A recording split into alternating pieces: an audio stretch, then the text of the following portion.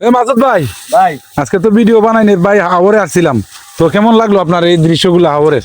এরি ভাই, আমার যে ময়মনসিংহ জেলায় যে বাড়ি, হ্যাঁ হ্যাঁ নেত্রকোনায় আমি যে থাকি, হ্যাঁ। আমার গ্রাম অঞ্চলের যে ভিউ, আমি বর্তমানে সেটা টঙ্গী জিনু মার্কেটের পিছনে হারবাইতের মধ্যে এই ভিডিও পাইতেছি। এই যে সোনালী ফসল, এই যে ধান ক্ষেত, ঠিক আছে, এই মনোরম পরিবেশে এর থেকে ভালো কোনো ভিউ আমার মানে লাইভে দেখা নাই।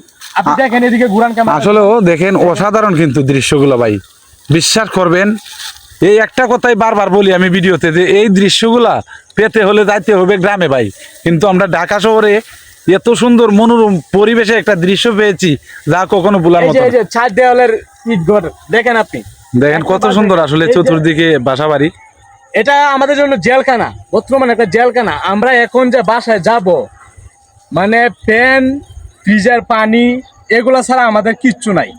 তো আমরা যে বাড়িতে যে চাপকল চাইপে যে পানি দেখাইতাম, এই পানিটা ভাই আমি 3 বছর যাবত খাই না এই পর্যন্ত। তো এই আসলে একটা পিপাসায় যে আমি আছি, মানে এই যে একটা বাড়ি, চার দেওয়ালের ঘর, তারপরে এই যে সামনে যে মনোরম পরিবেশ, আমরা যে জায়গায় আছি আসলে কিন্তু ভালো। দেখেন আমি একটু ক্যামেরাটা ঘুরান, ওদিকে ঘুরান। আসলে অনেক পরিবেশটা সুন্দর, দেখান দেখেন ক্যামেরা। পরিবেশটা কিন্তু কত সুন্দর আসলে, সবুজ শ্যামল ভাই, অসাধারণ। আসলে এখানে আসলে মন ভালো হয়ে যাবে। আপনাকে আমি অসংখ্য ধন্যবাদ জানাই যা আমাকে আজকে এই জায়গায় নিয়ে আইছেন। আমি কিন্তু অ্যাকচুয়ালি আপনি ছাড়া আমি এই জায়গায় আসতে চাইছিলাম না। তো আপনি এই জায়গাটা হয়তো লোকেশনটা তুলে ধরতে পারেন না, লোকেশনটা কিন্তু আমি দিয়ে দিচ্ছি। গাজীপুর টঙ্গী পাগার জিনু মার্কেট সংলগ্ন জিনু মার্কেটের যে আমাদের যে হারবাইতের যে লোকেশনটা আছে, এটাই কিন্তু এটা, ঠিক আছে। হারবাইতে এরকম এই যে সোনালী ফসল, তারপরে যে এখন আমরা বৈশাখে আবাদ করছি, এই জায়গায় খুব ভালো লাগতেছে, মনোরম পরিবেশে আছি।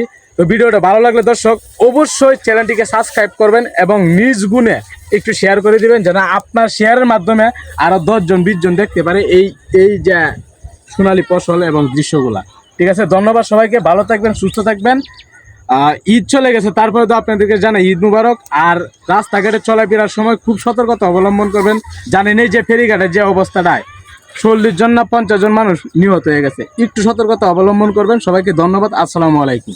সবাই ভালো থাকবেন, সুস্থ থাকবেন, আজকে এই পর্যন্তই।